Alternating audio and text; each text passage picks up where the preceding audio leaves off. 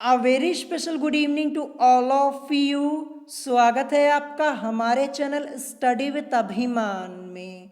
तो आज मैं आप लोगों के लिए पॉलिटेक्निक एंट्रेंस एग्जाम 2020 के लिए साइंस के टॉप 20 क्वेश्चन आंसर की सीरीज का पार्ट 3 लेकर आया हूँ। तो इससे पहले मैंने इस क्वेश्चन आंसर की सीरीज के 2 पार्ट्स ऑलरेडी अपलोड कर दिए हैं। अगर अभी तक आप लोगों ने उन वीडियोस को नहीं देखा है तो उन वीडियोस की लिंक मैंने आपको डिस्क्रिप्शन में दे दी है, आप वहां से जाकर उन वीडियोस को देख सकते हैं। तो चलिए फिर आज की इस वीडियो को स्टार्ट करते हैं। तो जैसा कि मैंने आपको पहले दिन ही बताया था, जब मैंने आप लोगों के लिए एक क्वेश्चन आंसर की सीरीज स्टार्ट की थी, उसी दिन मैंने आप लोगों को बताया था कि इस क्वेश्चन आंसर की सीरीज में मैंने उन्हीं क्वेश्चंस को ऐड किया हुआ है जो क्वेश्चंस आप लोगों के एंट्रेंस एग्जाम के पॉइंट ऑफ व्यू से मोस्ट इंपॉर्टेंट हैं। तो इससे पहले पार्ट 1 में मैंने आपको टोटल 20 क्वेश्चंस करवाए थे, फिर इसके बाद पार्ट 2 में मैंने आपको 20 क्वेश्चंस कराए थे, यानी 40 क्वेश्चंस मैंने आप लोगों को ऑलरेडी सॉल्व करा दिए हैं। तो चलिए फिर आज की इस वीडियो को स्टार्ट करते हैं और देखते हैं हमारा यहाँ पे आज का क्वेश्चन नंबर फर्स्ट यहाँ पे क्या दिया है। तो क्वेश्चन नंबर फर्स्ट आप लोगों को अपनी स्क्रीन के ऊपर दिख रहा होगा। तो यहाँ पे क्वेश्चन है कि निम्न में से कौन सी गैस ग्रीन हाउस गैस नहीं है। आपको यहाँ पे बताना है इस क्वेश्चन में कि निम्न में से कौन सी गैस ग्रीन हाउस गैस नहीं है। और ये क्वेश्चन आपका मोस्ट इंपॉर्टेंट है, ध्यान रखिएगा। और ये क्वेश्चन आप लोगों के एंट्रेंस एग्जाम में एक बार पहले भी पूछा जा चुका है। तो 4 ऑप्शंस आप लोगों की स्क्रीन के ऊपर आप लोगों को दिख रहे होंगे। ऑप्शन ए दिया है CO2 यानी कार्बन डाइऑक्साइड, ऑप्शन बी दिया है H2 यानी हाइड्रोजन, ऑप्शन सी दिया है N2O यानी नाइट्रस ऑक्साइड, और ऑप्शन डी दिया है CH4 यानी मीथेन। तो इस क्वेश्चन का करेक्ट आंसर क्या हो जाएगा? तो इस क्वेश्चन का करेक्ट आंसर हो जाएगा ऑप्शन बी यानी H2 यानी हाइड्रोजन। यानी निम्न में से कौन सी गैस ग्रीन हाउस गैस नहीं है? तो ऑप्शन बी आपका इस क्वेश्चन का करेक्ट आंसर हो जाएगा, यानी हाइड्रोजन यानी H2। और इसके अलावा जो आपके यहाँ पे अदर ऑप्शंस दिए हैं, जैसे ऑप्शन ए आपका CO2 यानी कार्बन डाइऑक्साइड, ऑप्शन सी आपका दिया है N2O यानी नाइट्रस ऑक्साइड, और ऑप्शन डी दिया है CH4 यानी मीथेन। ये तीनों ग्रीन हाउस गैसेस हैं, ध्यान रखिएगा। लेकिन जो आपका ऑप्शन बी यहाँ पे दिया है हाइड्रोजन यानी H2, ये ग्रीन हाउस गैस नहीं है। तो ऑप्शन बी आपका इस क्वेश्चन का करेक्ट आंसर हो जाएगा। तो चलिए अब मैं आपको यहाँ पे सबसे पहले ग्रीन हाउस इफेक्ट के बारे में थोड़ी सी इंफॉर्मेशन दे देता हूँ, बहुत ही ध्यान से सुनिएगा। तो वायु में उपस्थित कुछ गैसें जैसे carbon dioxide, methane, nitrous oxide, जलवाष्प आदि सूर्य से ऊर्जा ग्रहण करके उसे वायुमंडल में विकृत करती हैं। यह ऊष्मा इन गैसों से परावर्तित होकर पुनः पृथ्वी पर लौट आती है, जिसके कारण पृथ्वी गर्म बनी रहती है। इस प्रभाव को हरित गृह प्रभाव यानी ग्रीन हाउस इफेक्ट तथा इन गैसों को हरित गृह गैसें यानी ग्रीन हाउस गैसेस कहा जाता है। ठीक है, तो इस क्वेश्चन का आपका ऑप्शन बी करेक्ट हो जाएगा। अब चलिए देखते हैं next question. Question number second यहाँ पे क्या दिया है? तो क्वेश्चन नंबर सेकंड आप लोगों को अपनी स्क्रीन के ऊपर देख रहा होगा। ये आपका एक न्यूमेरिकल है, फिजिक्स का क्वेश्चन है। तो क्वेश्चन यहाँ पे लिखा है कि एक पंप द्वारा 100 किलोग्राम पानी 20 मीटर ऊंचाई पर बने एक टैंक में 10 सेकेंड में चढ़ता है। उसकी शक्ति है, यानी यहाँ पे पंप की शक्ति हमें ज्ञात करनी है। और यहाँ पे दिया हुआ है, मान लीजिए G is equal to 10 metre per second square. तो हमें यहाँ पे G की वैल्यू क्वेश्चन में ऑलरेडी दी हुई है। तो मैं आपको बता दूं, आपके फिजिक्स के सिलेबस में एक चैप्टर है कार्य ऊर्जा और सामर्थ्य, उसी चैप्टर का आपका ये क्वेश्चन है। और ये क्वेश्चन मैंने आपको ऑलरेडी 2 बार पहले भी सॉल्व कराया है। और ये क्वेश्चन आप लोगों के एंट्रेंस एग्जाम में ऑलरेडी एक बार पूछा जा चुका है, ये मैं आपको पहले ही बता देता हूँ। तो चलिए फिर सबसे पहले हम इस क्वेश्चन को सॉल्व करते हैं। सबसे पहले मैं क्वेश्चन को सॉल्व करूंगा, फिर उसके बाद मैं आपको इस क्वेश्चन का आंसर बताऊंगा। तो चलिए देखते हैं क्वेश्चन में हमें क्या क्या चीज़ें यहाँ पे दी हुई हैं। तो सबसे पहले हमें यहाँ पे द्रव्यमान पता है, कितना दिया है 100 किलोग्राम, यानी m की वैल्यू, द्रव्यमान की वैल्यू कितनी दी है यहाँ पे 100 किलोग्राम हमें यहाँ पे पता है। ये सबसे पहले हमें यहाँ पे मालूम है। फिर इसके अलावा हमें यहाँ पे G की वैल्यू दी है, जैसा कि आप लोग देख पा रहे होंगे 10 मीटर पर सेकेंड स्क्वायर, ये हमें यहाँ पे पता है। ऊंचाई हमें पता है, जैसा कि आप लोग देख पा रहे होंगे, हाइट कितनी दी है 20 मीटर, यानी H की वैल्यू 20 मीटर हमें दी हुई है। ये मैंने यहाँ पे लिख दिया। फिर इसके अलावा हमें यहाँ पे समय भी तो पता है, 10 सेकेंड दिया हुआ है ना, तो टी की वैल्यू कितनी दी है, टी की वैल्यू यहाँ पे 10 सेकेंड दी हुई है। फिर हमसे क्वेश्चन में पूछा है कि उसकी शक्ति है, यानी P की वैल्यू हमें यहाँ पे फाइंड आउट करनी है। तो P इज इक्वल टू आपका फॉर्मूला क्या होता है, P is equal to formula होता है W/T। ये मैंने आप लोगों को ऑलरेडी बताया हुआ जब मैंने आपको चैप्टर पढ़ाया था कार्य ऊर्जा सामर्थ्य वाला। तो P इज इक्वल टू आपका यहाँ पे W की जगह हम क्या लिख सकते हैं, mgh, और अपॉन में आपका T तो रहेगा ही। तो देखिए फॉर्मूला क्या हो गया, P is equal to mgh/T। तो हमें क्वेश्चन में mgh और T सभी की वैल्यू पता है, बस वैल्यू को पुट करना है और हमें यहाँ पे आंसर मिल जाएगा। तो फॉर्मूला हमें क्या मिला था, P is equal to mgh और अपॉन में T। तो यहाँ पे क्वेश्चन में m की वैल्यू क्या दी है, m की वैल्यू हमें 100 दी हुई है, ये 100 रखा, g की वैल्यू 10 दी हुई है और h की वैल्यू हमें यहाँ पे 20 दी है, और अपॉन में आपका t यानी टाइम हमें यहाँ पे 10 सेकेंड दिया हुआ है, तो 10 ये मैंने रख दिया। अब इस 10 से ये 10 आपका कैंसिल हो गया, बचा क्या, 100 इंटू 20। 100 की मल्टीप्लाई जब 20 में कराएंगे तो क्या मिल जाएगा हमें यहाँ पे मिल जाएगा 2000 यानी 2000। और यहाँ पे हमसे शक्ति पूछी गई है तो किस में आएगा, वॉट में आएगा। तो 2000 वॉट ये हमें यहाँ पे मिल गया। अब इसको हम क्या करेंगे, चेंज कर लेंगे किलोवाट में। तो 1 किलोवाट बराबर आपका क्या होता है, 1000 वॉट होता है ना। अब यहाँ पे 2000 लिखा है तो इसमें कितने किलोवाट हो जाएंगे, 2 किलोवाट हो जाएंगे। ठीक है, क्या हो जाएगा, अब यहाँ पे हमें क्या मिल जाएगा, 2 किलोवाट। तो 2 किलोवाट इस क्वेश्चन का करेक्ट आंसर हो जाएगा। तो चलिए ऑप्शन में चेक करते हैं कहाँ पे दिया है 2 किलोवाट। तो ऑप्शन में आपका दिया है ऑप्शन ए में, तो ऑप्शन ए आपका इस क्वेश्चन का करेक्ट आंसर हो जाएगा। तो क्वेश्चन आपका इंपॉर्टेंट है, दोबारा भी आप लोगों से पूछा जा सकता है। अब चलिए देखते हैं नेक्स्ट क्वेश्चन, क्वेश्चन नंबर 3। तो क्वेश्चन नंबर 3 आप लोगों को अपनी स्क्रीन के ऊपर दिख रहा होगा। तो यहाँ पे क्वेश्चन है कि मुद्रा धातु जो कि मुद्राएं यानी सिक्के बनाने के काम आती हैं का संगठन होता है। 4 ऑप्शंस आप लोगों की स्क्रीन के ऊपर आप लोगों को यहाँ पे दिख रहे होंगे। तो चलिए सबसे पहले मैं आपको इस क्वेश्चन का करेक्ट आंसर बता देता हूँ, और उससे पहले ये बता दूँ कि ये भी क्वेश्चन आप लोगों के एंट्रेंस एग्जाम में ऑलरेडी एक बार पूछा जा चुका है। तो क्वेश्चन आपका मोस्ट इंपॉर्टेंट है, ये आपका क्वेश्चन रिपीट हो सकता है। ठीक है, तो इस क्वेश्चन का आपका करेक्ट आंसर क्या हो जाएगा, तो क्वेश्चन नंबर 3 का आपका करेक्ट आंसर हो जाएगा ऑप्शन सी, CU 95%, SN 4% और P 1%। अब यहाँ पे CU लिखा है यानी कॉपर, कॉपर 95%, SN मतलब टिन, टिन को हम SN से रिप्रेजेंट करते हैं, मैंने आपको कई बार बताया है। तो यहाँ पे टिन कितना है, 4% है, फिर यहाँ पे फॉस्फोरस 1% है। ठीक है, तो ऑप्शन सी आपका इस क्वेश्चन का करेक्ट आंसर हो जाएगा, और क्वेश्चन आपका मोस्ट इंपॉर्टेंट है, ध्यान रखिएगा। अब चलिए देखते हैं नेक्स्ट क्वेश्चन, क्वेश्चन नंबर 4। तो क्वेश्चन नंबर 4 आप लोग अपनी स्क्रीन के ऊपर देख पा रहे होंगे। क्वेश्चन नंबर 4 आपका यहाँ पे दिया हुआ है कि एक विद्युत बल्ब को 60 डिग्री पर झुके 2 समतल दर्पणों के बीच रखा गया है। इस बल्ब के कितने प्रतिबिंब दिखेंगे, ये आपको यहाँ पे ज्ञात करना है। तो इस टाइप के आपके एंट्रेंस एग्जाम में क्वेश्चंस जरूर पूछे जाते हैं, ध्यान रखिएगा। इससे पहले भी मैंने आपको इस टाइप के कई क्वेश्चंस कराए हुए हैं। तो चलिए सबसे पहले मैं आपको ये क्वेश्चन सॉल्व करके दिखा देता हूं। तो यहाँ पे हमसे क्या पूछा है कि इस बल्ब के कितने प्रतिबिंब दिखेंगे। तो इसके लिए हम फॉर्मूला क्या यूज करेंगे, फॉर्मूला हमारा यहाँ पे यूज हो जाएगा 360 अपॉन थीटा -1। इसी फॉर्मूले का हम यूज करने वाले हैं, इसको मैं यहाँ पे साइड में लिख देता हूँ। क्या फॉर्मूला यूज होने वाला है, 360 अपॉन में थीटा और -1।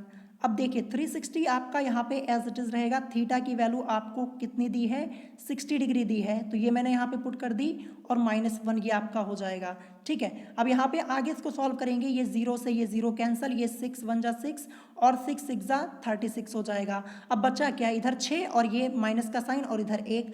अब 6 में से 1 को लेस करेंगे तो क्या मिल जाएगा, 5। यानी इस बल्ब के कितने प्रतिबिंब दिखेंगे, 5 प्रतिबिंब दिखेंगे, यही आपका इस क्वेश्चन का करेक्ट आंसर हो जाएगा। तो चलिए ऑप्शन में चेक करते हैं 5 कहाँ दिया है, तो ये आपका दिया है ऑप्शन सी में। ऑप्शन सी आपका इस क्वेश्चन का करेक्ट आंसर हो जाएगा। तो टोटली ये जो आपका क्वेश्चन है फॉर्मूला बेस्ड क्वेश्चन है, अगर आपको फॉर्मूला पता है तो बड़े आसानी से आप इस क्वेश्चन को सॉल्व कर पाएंगे। और ये फॉर्मूला तो मैंने आपको बहुत पहले बताया था जब मैंने आपको चैप्टर पढ़ाया था, और इससे रिलेटेड कई क्वेश्चंस मैंने आपको ऑलरेडी सॉल्व करा दिए हैं। तो इस क्वेश्चन का ऑप्शन सी आपका करेक्ट हो जाएगा, यानी 5। अब चलिए देखते हैं नेक्स्ट क्वेश्चन, क्वेश्चन नंबर 5। तो क्वेश्चन नंबर 5 आप लोगों को अपनी स्क्रीन के ऊपर दिख रहा होगा। क्वेश्चन है कि HNO3 में नाइट्रोजन की ऑक्सीकरण संख्या होती है। तो हमें यहाँ पे HNO3 में नाइट्रोजन की ऑक्सीकरण संख्या ज्ञात करनी है। ठीक है, HNO3 यानी नाइट्रिक एसिड। नाइट्रिक एसिड का फॉर्मूला यहाँ पे लिखा हुआ है। तो मैं आप लोगों को बता दूं कि ऑक्सीकरण संख्या से रिलेटेड 1 से 2 क्वेश्चन आप लोगों के एंट्रेंस एग्जाम में पूछे जाते हैं। मोस्ट इंपॉर्टेंट टॉपिक है, ध्यान रखिएगा। अब यहाँ पे लिखा हुआ है HNO3, तो सबसे पहले मैं यहाँ पे HNO3 यहाँ पे साइड में लिख देता हूँ, और हमें यहाँ पे HNO3 में नाइट्रोजन की ऑक्सीकरण संख्या निकालनी है, यानी N की। तो N के नीचे मैंने यहाँ पे खींच दी लाइन। ठीक है, तो हमें यहाँ पे नाइट्रोजन की निकालनी है, तो जिसकी ऑक्सीकरण संख्या हमें निकालनी होती उसको हम क्या करते हैं, X मान लेते हैं। क्या मान लेते हैं, X मान लेते हैं, ये आपको ध्यान रखना है। तो सबसे पहले आपका यहाँ पे H दिया हुआ है, तो H का ऑक्सीडेशन नंबर क्या होता है, H का ऑक्सीडेशन नंबर होता है +1। क्या होता है, +1 होता है। तो 1 मैंने यहाँ पे लिख दिया। ठीक है, और N को हमने क्या मान लिया है, X मान लिया है, यानी 1, उसके बाद +X, ये आपका यहाँ पे हो जाएगा। फिर उसके बाद देखिए आगे सॉल्व करेंगे, यहाँ पे प्लस का साइन लगाया। अब देखिए यहाँ पे O3 लिखा हुआ है, O मतलब ऑक्सीजन। अब ऑक्सीजन का ऑक्सीडेशन नंबर क्या होता है, -2 होता है। ऑक्सीजन का ऑक्सीडेशन नंबर -2 होता है। ठीक है, अब यहाँ पे देखिए कितने ऑक्सीजन है, 3 है ना, तो इस 3 को पहले लिखूंगा, और ऑक्सीजन का ऑक्सीडेशन नंबर होता है -2, तो यानी 3 × -2 और इज इक्वल टू आपका यहाँ पे 0 हो जाएगा। ठीक है, अब अगले स्टेप में इसको सॉल्व करेंगे तो क्या हो जाएगा हमारा, अगले स्टेप में आएंगे तो ये 1 और +X, ये आपका एज इट इज यहाँ पे रहेगा। अब देखिए 3 × -2, 3 की मल्टीप्लाई हमें करवानी है -2 में, तो हमें -6 मिलेगा। ठीक है, -6, और यहाँ पे प्लस का साइन लगा है, तो प्लस माइनस मिलके आपका यहाँ पे -6 हो जाएगा, और इज इक्वल टू आपका यहाँ पे क्या बचेगा, 0, ये हो जाएगा। ठीक है, अब देखिए 1 + x - 6 इज इक्वल टू 0, ये हो गया है।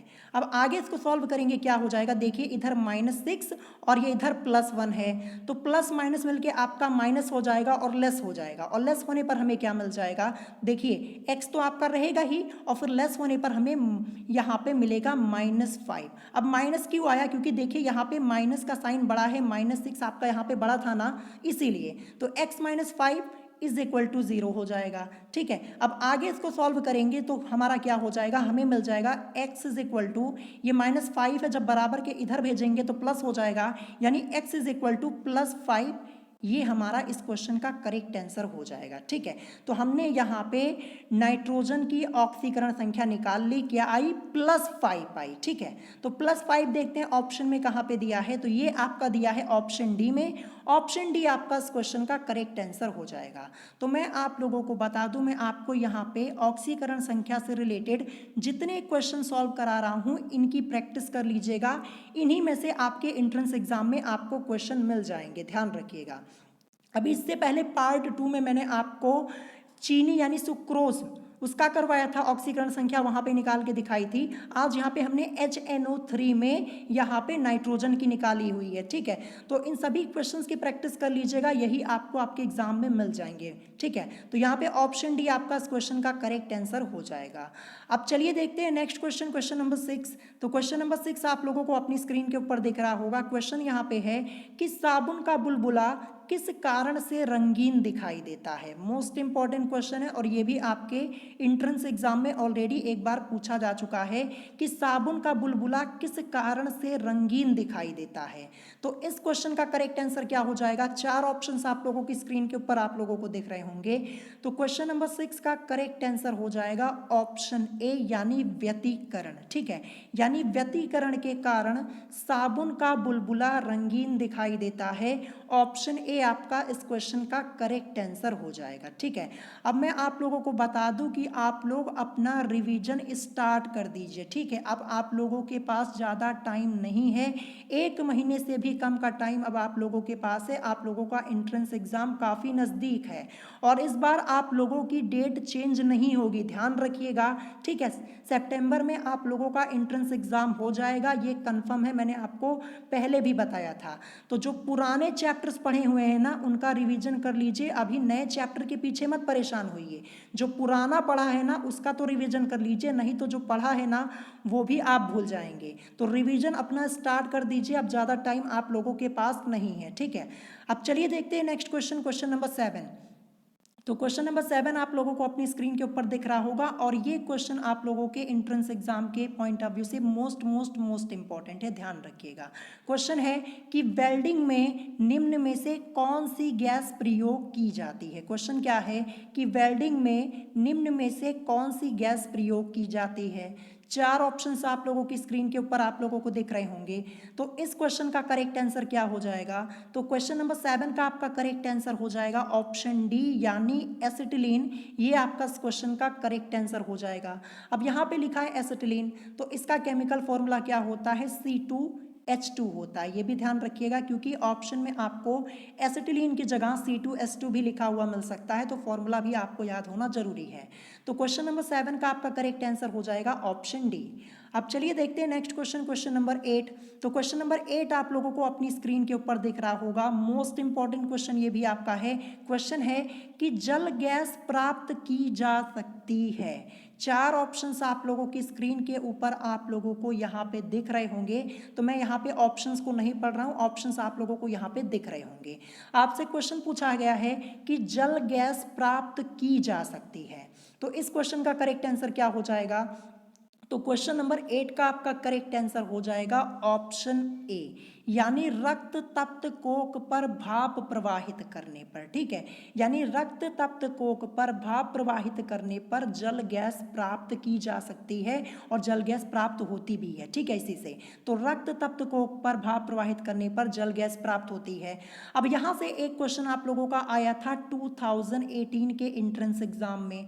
क्वेश्चन क्या पूछा गया था कि जल गैस का सूत्र क्या होता है। ठीक है, आपको कंफ्यूज करने के लिए ऐसा क्वेश्चन पूछा गया था कि जल गैस का सूत्र क्या होता है। तो इसका सूत्र मैं आपको एक बार फिर से बता दे रहा हूं, याद रखिएगा क्या होता है, CO+H2 ये होता है। ठीक है, ये आपसे दोबारा भी एक क्वेश्चन पूछा जा सकता है, 2018 के एंट्रेंस एग्जाम में पूछा गया था कि जल गैस का सूत्र क्या है। आप पेपर उठा के चेक कर सकते हैं, आपको क्वेश्चन मिल जाएगा। तो क्या होता है, CO+H2 होता है, ध्यान रखिएगा। ठीक है, और जो आपकी जल गैस होती है इसको हम भाप अंगार गैस के नाम से भी जानते हैं। ठीक है, ये भी ध्यान रखिएगा, इसको हम भाप अंगार गैस के नाम से भी जानते हैं। तो क्वेश्चन नंबर 8 का आपका करेक्ट आंसर हो जाएगा ऑप्शन ए। अब चलिए नेक्स्ट क्वेश्चन देखते हैं, हमारा क्वेश्चन नंबर 9 यहाँ पे क्या दिया है। तो क्वेश्चन नंबर 9 आप लोगों को अपनी स्क्रीन के ऊपर यहाँ पे दिख रहा होगा। तो ये आपका क्वेश्चन नंबर 9 है जो कि एक न्यूमेरिकल है। तो यहाँ पे क्वेश्चन क्या लिखा है, यहाँ पे क्वेश्चन लिखा है कि एक प्रिज्म का कोण 60 डिग्री तथा अल्पतम विचलन कोण 38 डिग्री है। प्रिज्म के पदार्थ का अपवर्तनांक है और आपकी हेल्प के लिए यहाँ पे एक वैल्यू दी गई है sin 49 degree is equal to 0.74।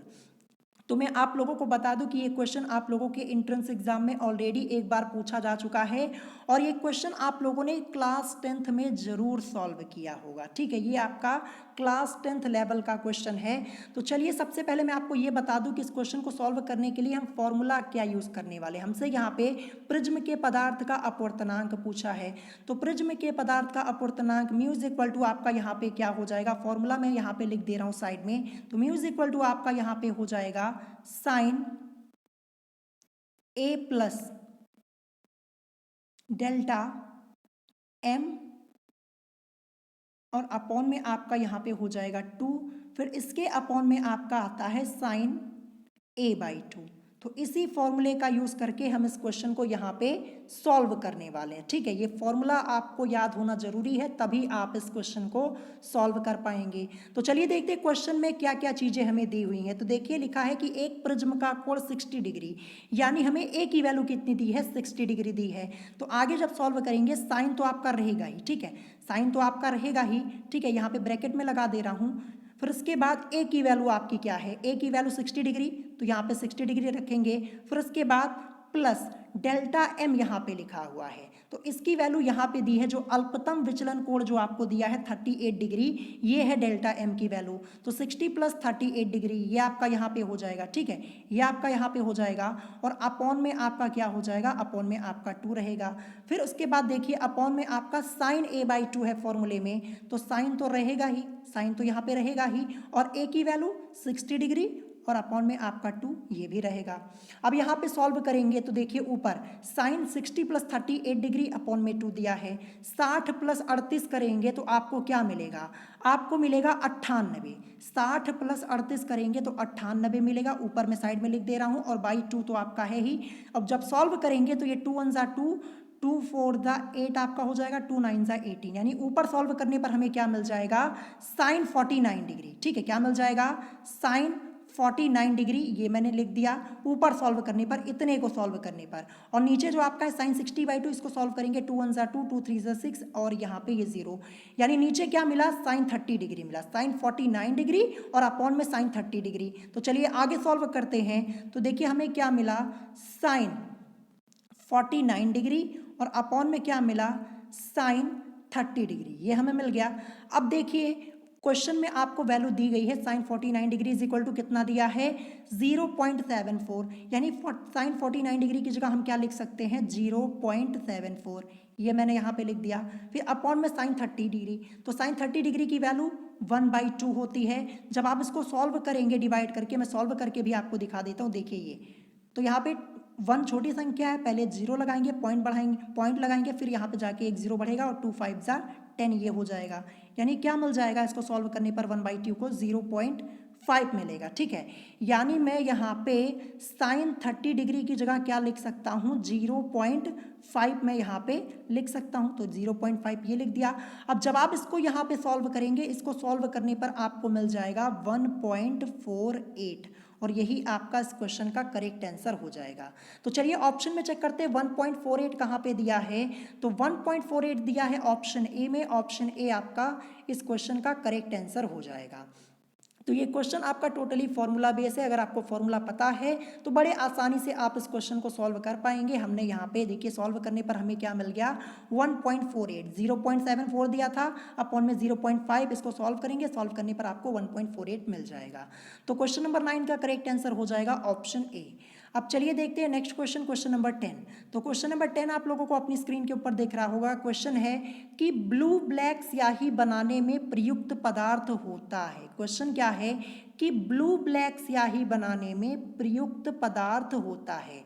Blue मतलब नीला, ब्लैक मतलब काला। ठीक है, ये भी ध्यान रखिएगा, ब्लू ब्लैक की जगह आपको यहाँ पे नीली काली स्याही बनाने में प्रयुक्त पदार्थ होता है, ऐसे भी क्वेश्चन लिखा हुआ मिल सकता है।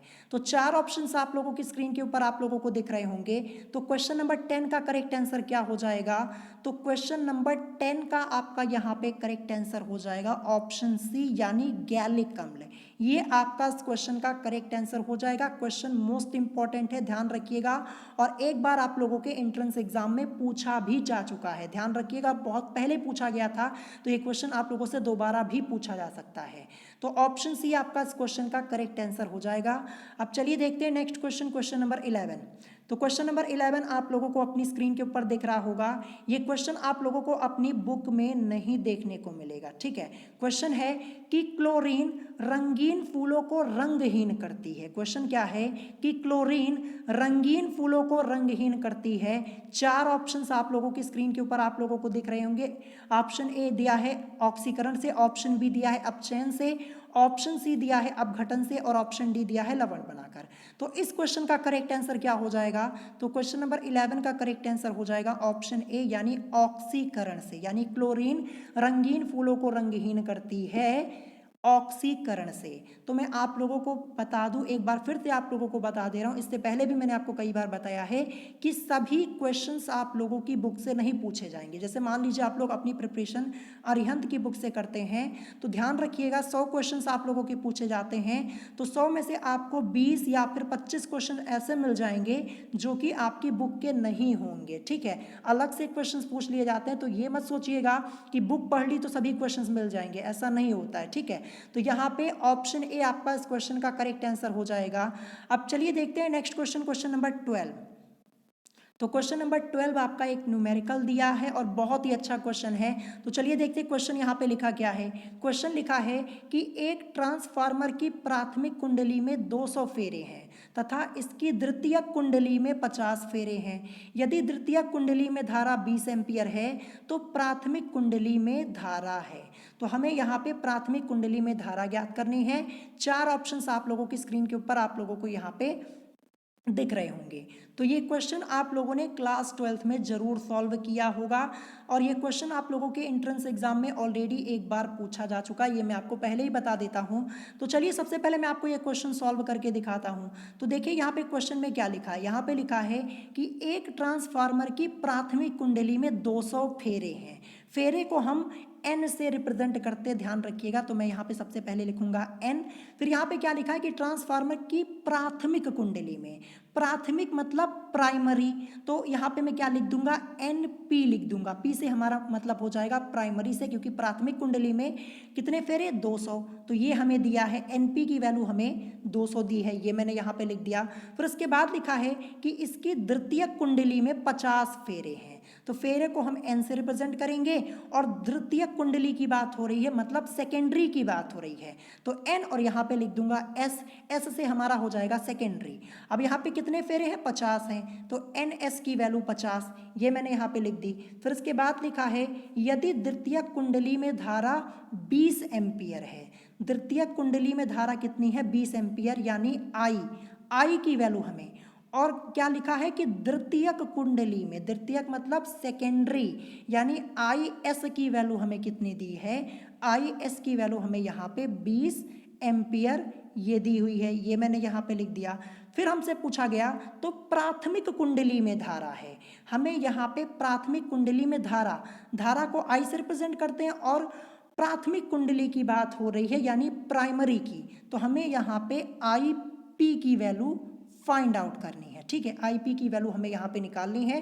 तो सारी चीज़ें मैंने आपको यहाँ पे डिटेल में समझा दी, क्या क्या चीज़ें आपको क्वेश्चन में दी हुई थी, और आईपी की वैल्यू हमें यहाँ पे निकालनी है। तो क्या हो जाएगा, इसके लिए हमारा फॉर्मूला हो जाएगा, चलिए मैं आपको सॉल्व करके दिखाता हूँ। फॉर्मूला मैं यहाँ पे सबसे पहले लिख देता हूँ। फॉर्मूला हमारा यूज होगा यहाँ पे एन एस अपॉन में आपका होगा N P, N S upon N P is equal to I P, और अपॉन में आपका हो जाएगा आई एस, ये आपका हो जाएगा। ठीक है, अब यहाँ पे देखिए एन एस लिखा हुआ है, तो क्वेश्चन को फिर से पढ़िए कि एक ट्रांसफार्मर की प्राथमिक कुंडली में 200 फेरे हैं तथा इसकी द्वितीयक कुंडली में 50 फेरे हैं। ठीक है, तो यहाँ पे एन एस यानी सेकेंडरी की बात हो रही है, तो सेकेंडरी में फेरे कितने हैं, 50 है, तो एन एस की जगह हम क्या लिख देंगे, 50 लिख देंगे। ठीक है, फिर अपॉन में एन पी यानी प्राइमरी, प्राथमिक कुंडली में 200 फेरे हैं, तो यहाँ पे आपका हो जाएगा 200। ठीक है, यानी 15/200 आपका हो गया, इज इक्वल टू, अब यहाँ पे क्या है देखिए, इसके बाद आई पी, यही तो हमें निकालना है। देखिए यहाँ पे क्या पूछा है, तो प्राथमिक कुंडली में धारा, यही तो हमें निकालना है, तो आई पी तो आपका यहाँ पे एज इट इज रहेगा। फिर अपॉन में आपका क्या हो जाएगा, अपॉन में आई एस, तो आई एस की वैल्यू देखिए क्या दी हुई है, तो आई एस देखिए यहाँ पे यदि द्वितीय कुंडली में धारा 20 एम्पियर है ना, तो द्वितीय कुंडली में धारा कितनी है, आई एस की वैल्यू 20 एम्पियर ये दी हुई है, ये मैंने यहाँ पे लिख दी। अब इसी को सॉल्व कर लीजिए, ये 0 से ये 0 आपका यहाँ पे कैंसिल आउट हो जाएगा, ये 20 से ये 20 सीधे सीधे मैंने कैंसिल कर दिया। तो यहाँ पे क्या मिला, I P is equal to 5, देखिए यहाँ पे 5 इज इक्वल टू आपका आई पी, यही तो बचा, तो I P is equal to 5, यही हमें निकालना था, 5 एम्पियर ये आपका आएगा। ठीक है, हमसे पूछा गया था तो प्राथमिक कुंडली में धारा को आई से रिप्रेजेंट करते हैं प्राथमिक कुंडली के लिए, यानी प्राइमरी की बात हो रही है, I P is equal to 5 ampere, ये इस क्वेश्चन का करेक्ट आंसर हो जाएगा। तो देखते हैं 5 एम्पियर कहाँ पे दिया है, तो 5 एम्पियर आपका दिया है ऑप्शन सी में। ऑप्शन सी इस क्वेश्चन का करेक्ट आंसर हो जाएगा। तो ऐसे क्वेश्चंस आप लोगों से पूछे जाते हैं। इस क्वेश्चन को लिख लीजिएगा, इसको नोट कर लीजिएगा, इसकी प्रैक्टिस कर लीजिएगा, दोबारा भी आप लोगों से पूछा जा सकता है। तो जैसा कि मैंने आपको बताया कि कुछ क्वेश्चंस आप लोगों के 12th लेवल के पूछे ही जाएंगे, ये ध्यान रखिएगा। अब चलिए देखते हैं नेक्स्ट क्वेश्चन, क्वेश्चन नंबर 13। तो क्वेश्चन नंबर 13 आप लोग अपनी स्क्रीन के ऊपर देख पा रहे होंगे। क्वेश्चन है कि सल्फापाइरिडिन औषधि का प्रयोग किया जाता है। क्वेश्चन क्या है कि सल्फापाइरिडिन औषधि का प्रयोग किया जाता है। 4 ऑप्शंस आप लोगों की स्क्रीन के ऊपर आप लोगों को यहाँ पे दिख रहे होंगे। तो इस क्वेश्चन का करेक्ट आंसर क्या हो जाएगा, तो क्वेश्चन नंबर 13 का आपका करेक्ट आंसर हो जाएगा ऑप्शन ए यानी निमोनिया में। ऑप्शन ए आपका इस क्वेश्चन का करेक्ट आंसर हो जाएगा।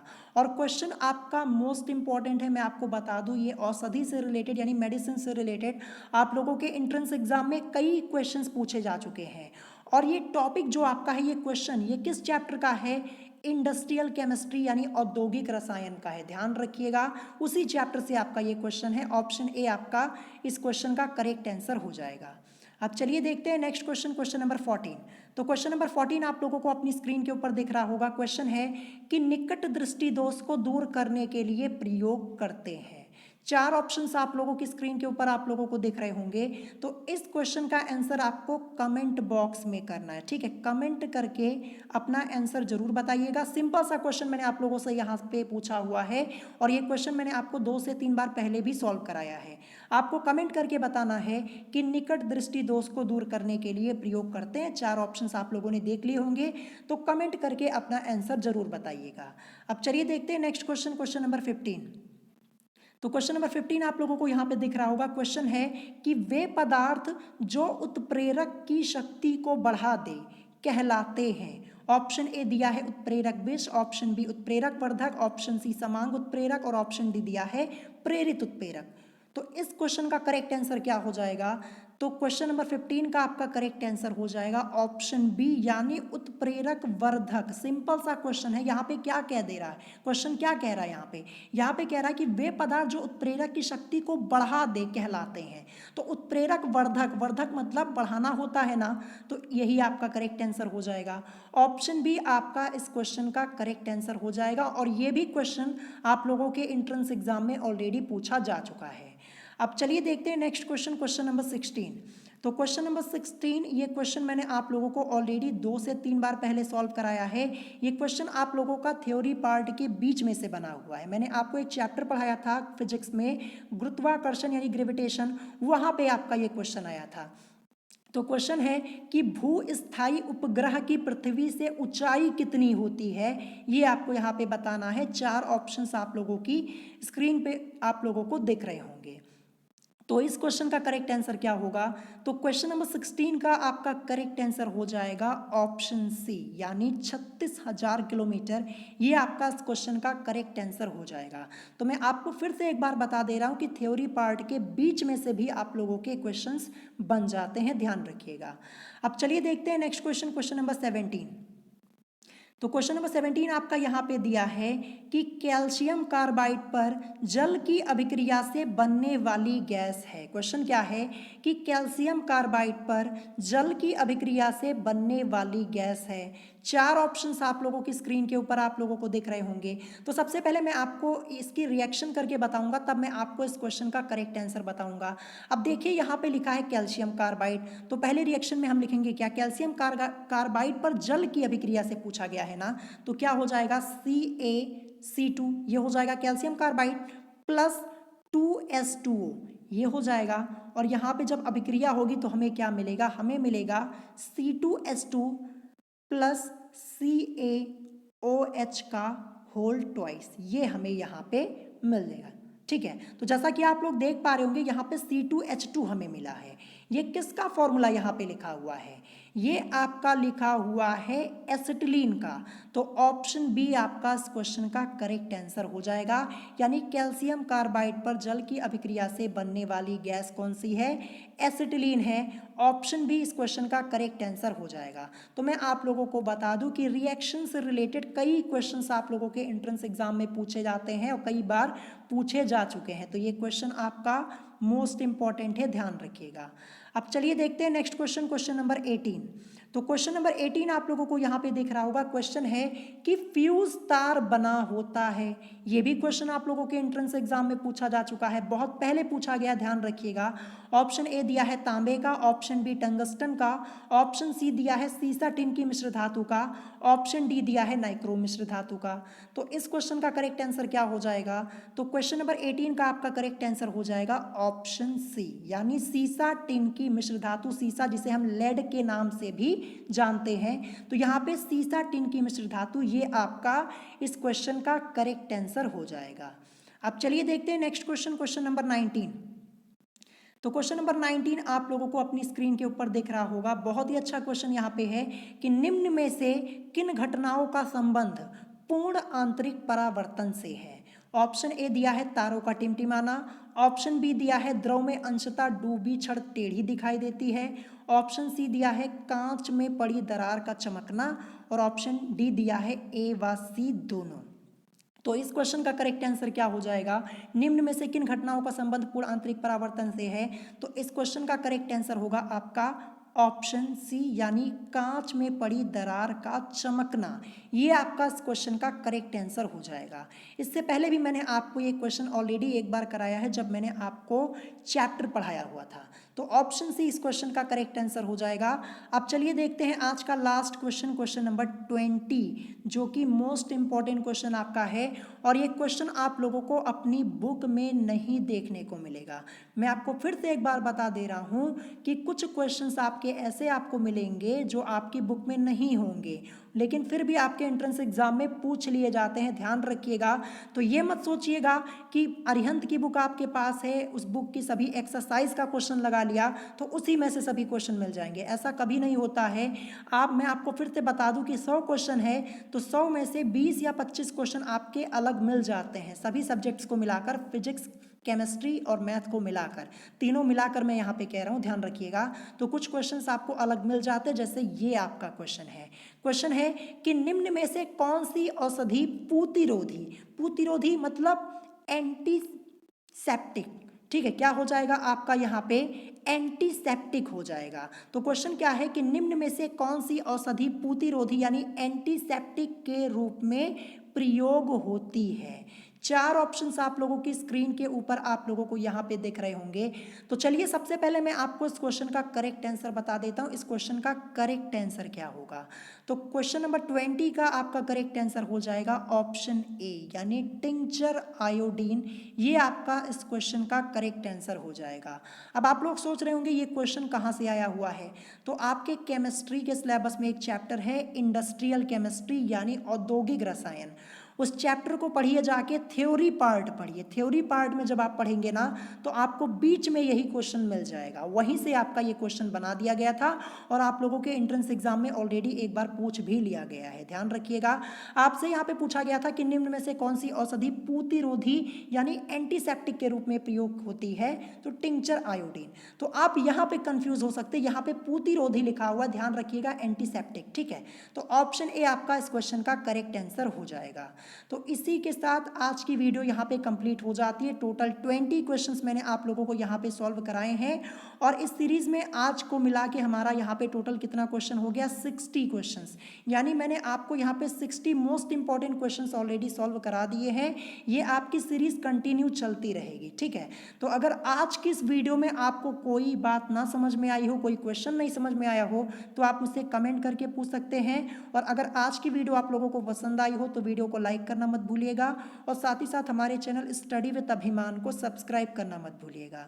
तो आज की वीडियो में इतना ही, मिलेंगे नेक्स्ट वीडियो में। Thanks for watching.